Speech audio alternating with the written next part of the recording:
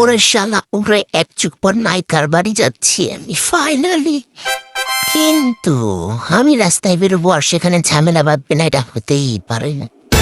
যাই হোক, ফাইনালি আমি চলে এসেছি, নায়িকার বাড়ির কাছে চলে এসেছি। আর একটুখানি রাস্তায় যে গরম, কুত্তা মারা রোদ উঠেছে, রায় মানুষ চলছে যাবে, আমার চেহারা নষ্ট হয়ে যাবে।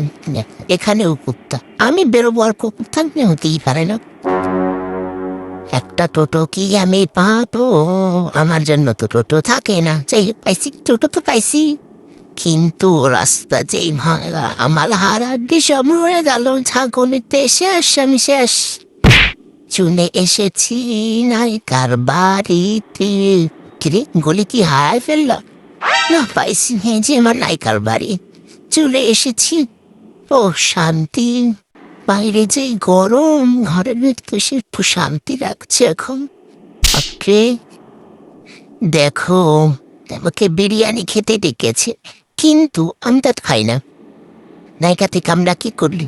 তুই আমাকে ডেকে এনে এইভাবে চলে যাচ্ছিস, তুই কি কামরা ঠিক করলি?